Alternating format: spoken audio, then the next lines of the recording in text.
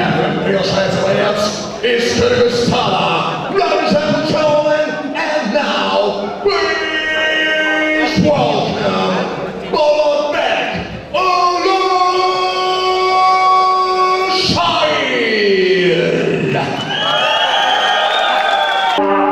Canların zamanı, canının babası ulandı.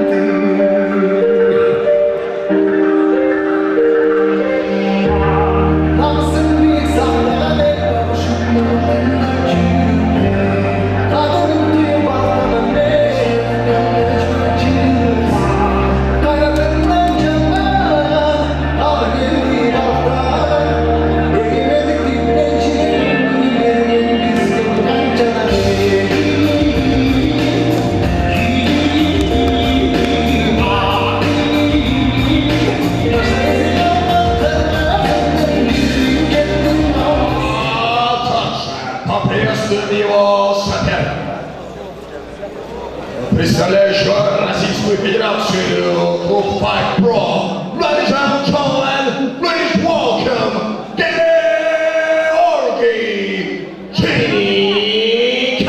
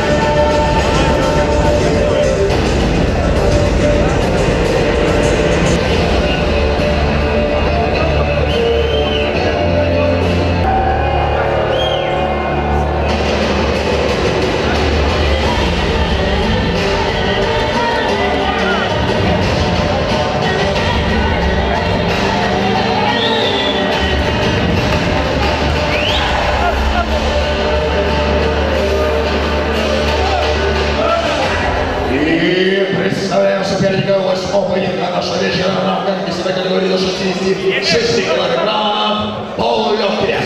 Справа от меня, в красном углу клетки. Боец, из которого составляет 66 килограммов, ровно 175 сантиметров его рост, ему 23 года. Представляет спортивный клуб Таймундус, Кыргызстан. Ladies and gentlemen, Bolotbek Ulushayir.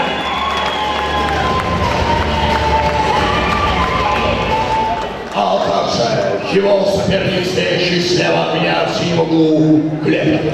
Боец, из которого составляет 66 килограммов, 175 сантиметров, его рост, ему 26 лет. Представляет Россию, Москву, клуб Fight Pro, Георгий Чиникаев.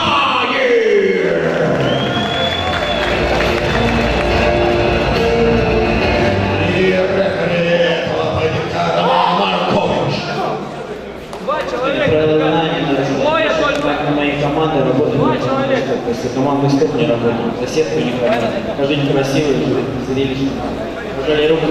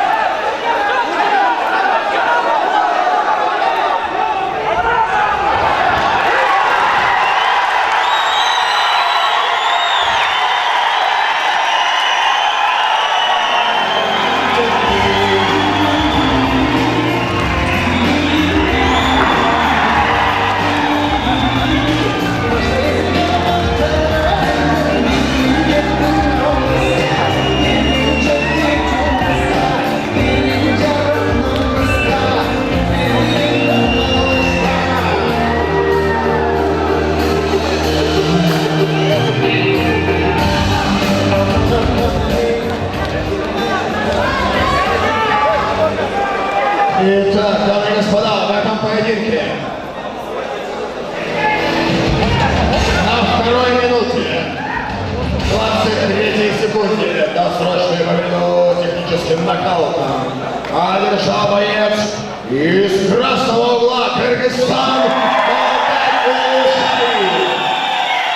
и для награждения приглашается председатель координационного совета кыргызской диаспоры по Москве и Московской области Райкул Азим Амахович Акампуров.